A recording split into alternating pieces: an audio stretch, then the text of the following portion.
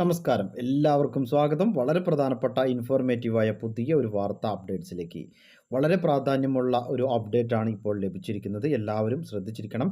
മറ്റുള്ളവരിലേക്കും ഈ information share ചെയ്തെത്തിക്കുവാനും നിങ്ങൾ മറക്കരുത്. അപ്പോൾ നമുക്ക് വിശദമായിട്ടുള്ള അറിയിപ്പുകളിലേക്ക് വരാം.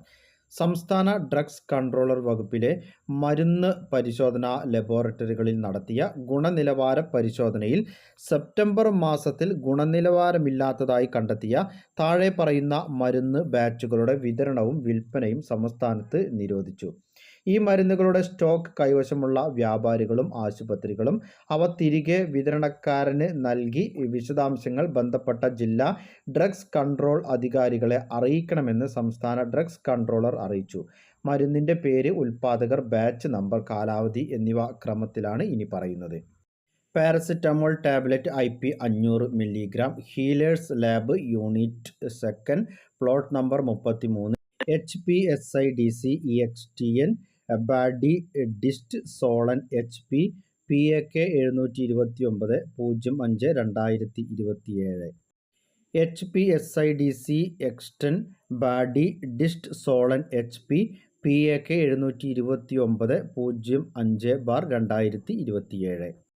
Leather shaving cream Maxima Classics 125 gram, quality herbal products private limited W30B MIDC Rabale Navi Mumbai 400 701 08, use before 36 months from the date of manufactured.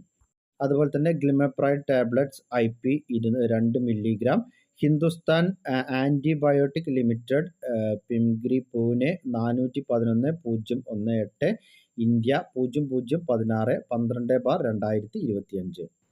Tell me സാറ്റാൻ tablets IP 40 milligram, ടെലിസ്കാം 40 എന്നും ഇതിന് പറയാറുണ്ട്.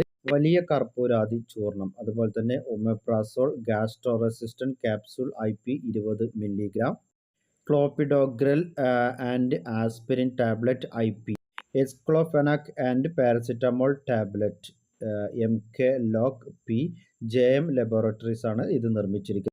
ഇനി അടുത്തതായി പങ്കുവയ്ക്കുന്ന അറിയിപ്പ്, 10 ദിവസം സ്കൂൾ അവധി പ്രഖ്യാപിച്ച് കർണാടകയിലെ സിദ്ധരാമയ്യ സർക്കാർ.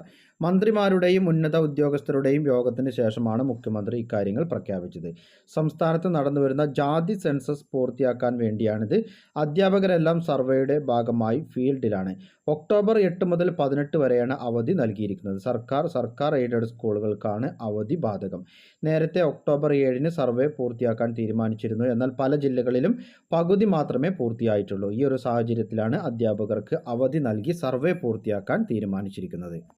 അടുത്ത അറിയിപ്പ്, ഗുണനിലവാരം ഉറപ്പില്ലാത്തതിനെ തുടർന്ന് 2 ഫാർമസ്യൂട്ടിക്കൽ കമ്പനികളുടെ മരുന്നുകളുടെ വിതരണവും വിൽപ്പനയും സംസ്ഥാനത്ത് അടിയന്തരമായി നിർത്തിവെച്ചതായി ആരോഗ്യവകുപ്പ് മന്ത്രി വീണ ജോർജ് അറിയിച്ചു. തമിഴ്നാട്ടിലെ ഒരു കമ്പനിയുടെ എല്ലാ മരുന്നുകൾക്കും ഗുജറാത്തിലെ ഒരു കമ്പനിയുടെ ചുമ സിറപ്പിനുമാണ് വിൽപ്പന വിലക്ക് ഏർപ്പെടുത്തിയിരിക്കുന്നത്.